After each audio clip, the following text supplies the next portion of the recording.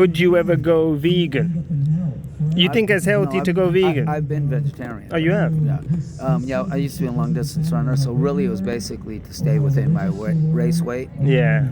But you think it's not humanly well, right? I mean, I slayed a goat for a family that wanted the goat meat, but it was a male goat, and it was in Ethiopia. And so you actually lived in Ethiopia? Yeah, I lived there for 2 Would you years go and back? months. You considering it? Yeah. Because the Maybe United my late- States Maybe is... my late senior years. Maybe after I hit 70, I'll go back. Yeah. Live it out, It's a possibility. Because the United States... Is the divided crushers. It seems like it, yeah.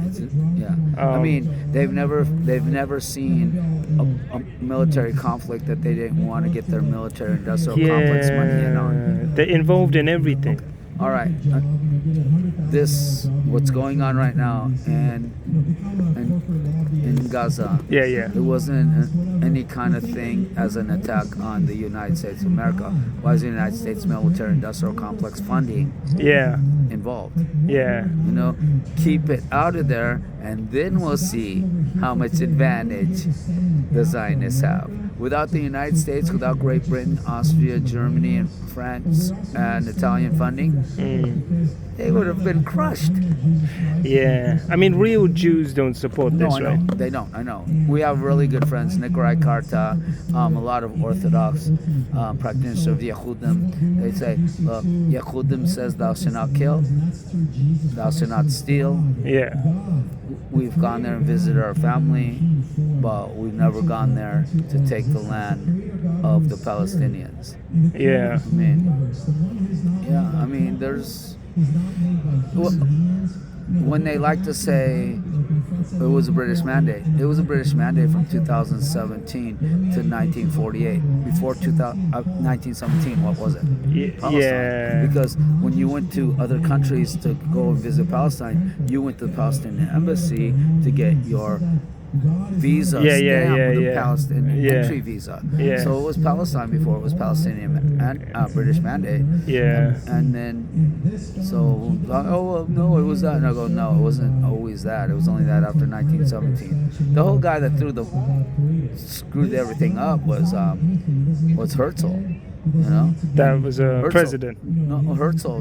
He wrote 1898 to 1905. He was writing this thing to get it together to present before the leaders of different European nations. Okay. It's during the early League of Nations. Yeah. And then in 1914, Churchill actually read it and liked it, to take the land away from the Palestinians and give it. He's quite an evil guy, right? Yeah, but Churchill. he's celebrated as a Because hero. then World War I broke out, and then at the end of World War I, he was so busy on being touted as such a hero by Great Britain. Then by the time World War II broke out, then the idea of the Israelis and hey, if we sent them there, then there'd be no trouble for us. But you're gonna obviously displace people by sending them there. Yeah. So that's not the answer. No, the United States offered them Zion National Park in Utah. Uganda offered them land, and so did Congo. There was places they could have gone where they would have displaced nobody, because countries had officially made the offer to take in Jewish people. The Europeans that claim themselves Jews. So they had three options, you say? They had three options, but no, they wanted to make sure they took the land of the Palestinians. When they crossed over the river Jordan, and Moses didn't cross over way back then, 3,100 years ago, they killed the Amalekites, the Jebusites, Moabites, Hittites, Amorites, Ishmaelites, Jacobites, and attempted to kill off the Philistines. I read about that, So that's in their own Old Testament. And the only one they weren't successful in killing off were the Philistines. So they killed off all the other seven. So they committed Holocaust on seven different nations of people 3,100 years ago. And that's still not the first Holocaust, because it's a Greek word that's over 3,200 years old. It's from the Greek word holokoshnon, becomes Holocaust. Wow. Yeah, so they like to write these books about the Holocaust. Yeah. No, they're talking about one of the Native Americans that were killed in the Americas and the Caribbean by the French, the British, the Dutch, the Portuguese, the Spanish. Spanish, yeah. That's Holocaust. Why is there books that say that? Well, and each one of those native groups, there was a Holocaust against.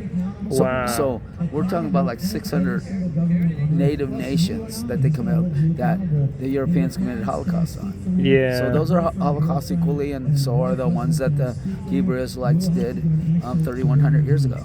What makes you think these European so-called Jews chose Palestine instead of all these other lands? Okay, well, actually, if I go to something, because I've told you I've read many religious books, so I'll go now to the New Testament. Yeah. Well, in Revelations 2:9, it says, I beseech you, those that call themselves Jews who are not, but are truly of the synagogue of Satan, I shall make them your footstool.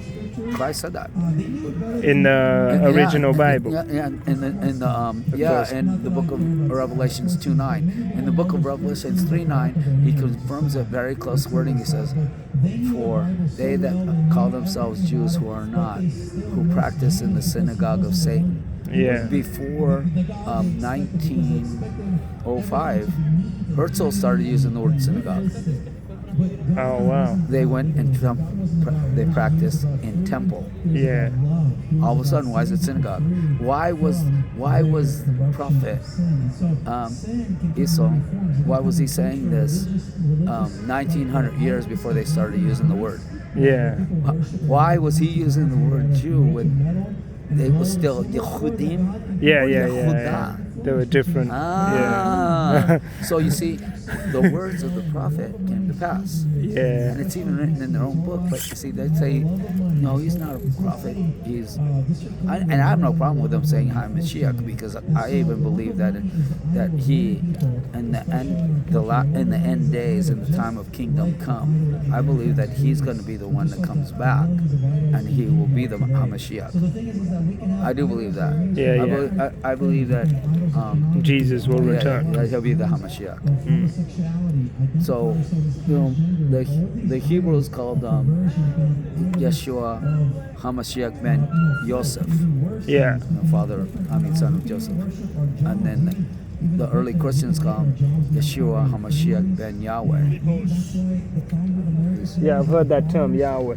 Yeah. And then,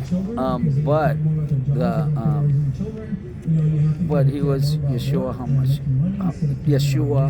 ben Yosef Dua ber Maryam. Yeah.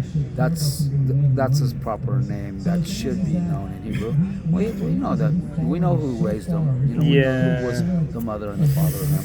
We're not going to deny the things, because you see, unlike Judaism denies that they just say that he's another Jewish guy that was even crazy. Some of them say that he's crazy. They do disown. While Islam doesn't disown him, they say he's a very, very important and very high prophet. Yeah. And even many Muslim practitioners say he's the one that shall come right before the kingdom age. Muslims believe that, but a lot of people wouldn't think that.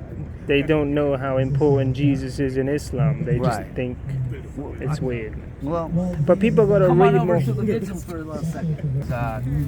See, I give out different leaflets, and there's probably some under here, or we passed some out. We probably passed them out, but human rights in Islam, Palestine, is sort of, historical. See, so, but I have a Spanish Quran under here. Wow. Yeah, because Daniel asked me for the Quran. So I got him one in Spanish. Daniel, So I got him one in Spanish. Wow. I think it's awesome you got a little team here. The last time I saw you, it was just you, I think. Oh, he was coming in late night. Back then he was coming in at 9 till like 7 in the morning almost every day. It's good, man. He would relieve me until Neil. Yeah. Remember during that time? Like, we're talking about like 7 years ago, 8 years ago, you were doing that.